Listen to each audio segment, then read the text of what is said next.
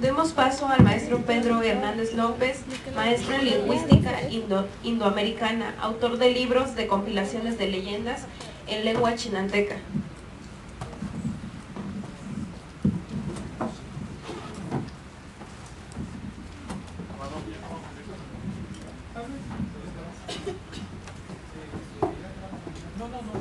Bueno, buenos días o buenas tardes.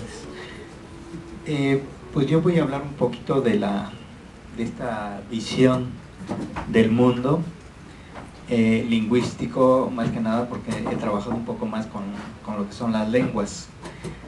Pues hablar de esto, se han utilizado diferentes conceptos, la cosmogonía, la visión del mundo de los indígenas, y bueno, les quiero comentar que son conceptos que se han acuñado desde afuera, desde la antropología y de otras disciplinas.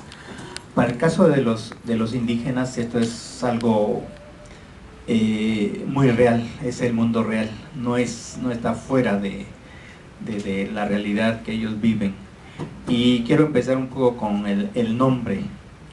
El nombre en sí, bueno, sabemos todos que viene desde indio, indígena, después los nombres que fueron impuestos internamente en la época precolonial, así que los chinantecos nos llamamos chinantecos, los zapotecos, etcétera. Posteriormente pasa esto a tener otra denominación, y resulta que también los grupos indígenas recuperan el nombre propio, pero desde ahí ya empiezan a haber muchos problemas, muchas dificultades. El hecho de que, por ejemplo, los chinantecos somos de diferentes regiones, tenemos diferentes variantes dialectales, y aquí entra otro tema importante que ya lo tocó el doctor Arturo, que tiene que ver con lengua y dialecto. Por ahí, hace algunos años me interesó mucho este tema de la visión del mundo lingüístico de los indígenas, concretamente de los chinantecos, y me puse a investigar un poco, bueno, qué se ha hecho al respecto. Y encuentro con que generalmente, y en los documentos oficiales, los grupos indígenas se dividen, se clasifican de acuerdo pues a los nombres que nos pusieron los investigadores, los lingüistas, los antropólogos que llegaron desde hace mucho tiempo. Así es de que hay mucha dificultad para determinar realmente cuáles son las fronteras internas que se viven dentro de los llamados grupos indígenas. En 2005 me tocó participar en la elaboración del Catálogo Nacional de las Lenguas Indígenas con el INALI. Por ahí participamos pues varios compañeros. La metodología que empleó INALI fue muy criticada en su momento, porque pues lo que hicieron fue en un primer momento mandar a llamar a los presidentes municipales y preguntarles, bueno, ¿tú le entiendes a tal pueblo? ¿Le entiendes al otro, a tus vecinos o al otro municipio? Y claro que muchos presidentes municipales o autoridades decían, pues yo no le entiendo, ¿no? O a esto sí le entiendo. Y por ahí surgía esa pregunta, bueno, ¿y por qué dicen que no le entienden a un pueblo que está a media hora, a 15 minutos? Bueno, por lo de siempre, ¿no? Porque hay conflictos internos entre los pueblos. Esta realidad la vivió el Instituto Lingüístico de Verano en 1978 más o menos. Publicaron el primer sondeo que hicieron para determinar las variantes lingüísticas que hay en cada lengua. En aquel momento aplicaron una metodología de inteligibilidad interdialectal para saber qué tanto se entiende, por ejemplo, los zapotecos de la Sierra Norte con los zapotecos de la Sierra Sur o con los del Istmo. Y por ahí, bueno, fueron encontrando mucha información que pues a nosotros en la actualidad nos sorprende. Los que hablamos estas lenguas nos sorprende, porque no era posible que dijeran, no sé, de Tamazulapan a Ayutla-Minje se entienden a un 50%. Eso para los hablantes suena, no sé, imposible.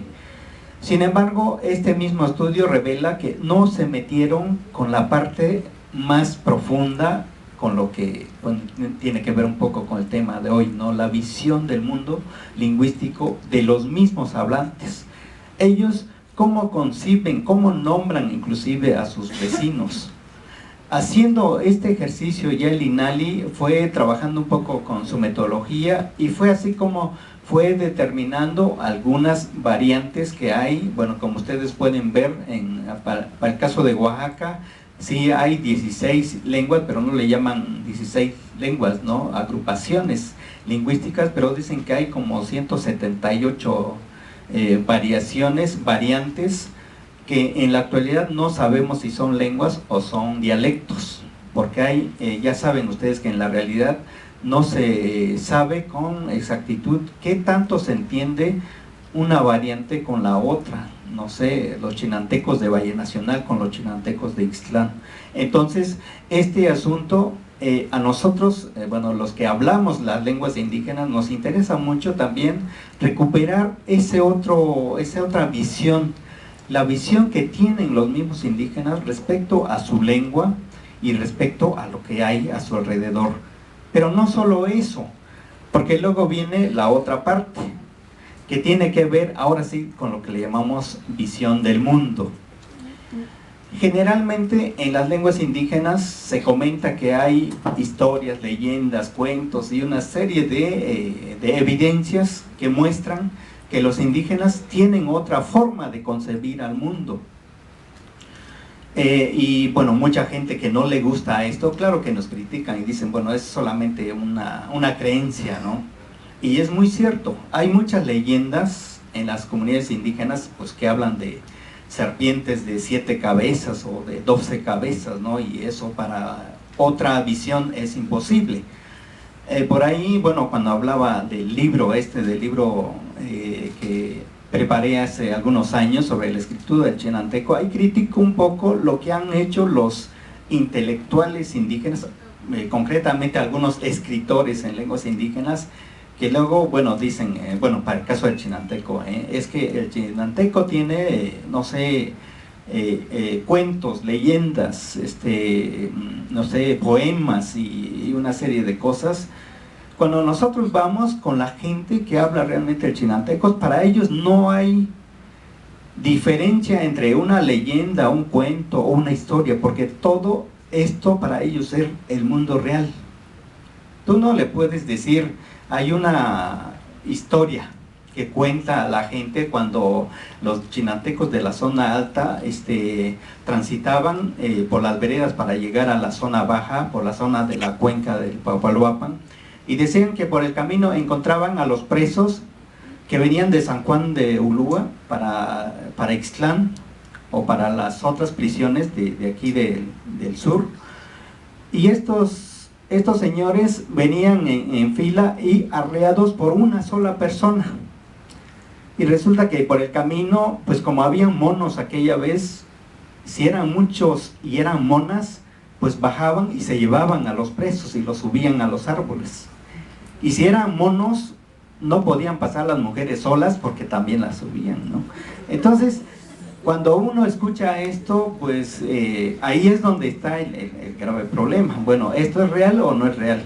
Claro que para alguna gente puede ser irreal, pero para los chinantecos, bueno, digámosle que eso no es cierto, no lo van a aceptar porque para ellos es cierto. Y a lo mejor ya hay algo más por ahí, ¿no? Ya se le agregó más ahí, pero para ellos estamos en el mundo real. Bueno, entonces hay por una parte historias, leyendas, cuentos y todo lo demás que se le atribuye, bueno, a este fantástico mundo de los grupos indígenas. Pero lo curioso, lo increíble es que a la par de esto también están las lenguas. Está la misma estructura de la lengua, también trae una información súper interesante. Y a lo mejor, bueno, esto pues me ha interesado mucho porque soy lingüista, pero hay mucha gente, los niños principalmente, se dan cuenta de esto. Por ejemplo, hablando de la gramática, lo que comúnmente conocemos de las lenguas, pues sabemos que hay muchos aspectos de la gramática que tienen que ver con pues las categorías gramaticales, ¿no? Los verbos, los sustantivos, no sé, los números, una serie de cosas, pero ¿qué hay dentro de cada una de estas categorías que conocemos comúnmente, ¿no? Bueno,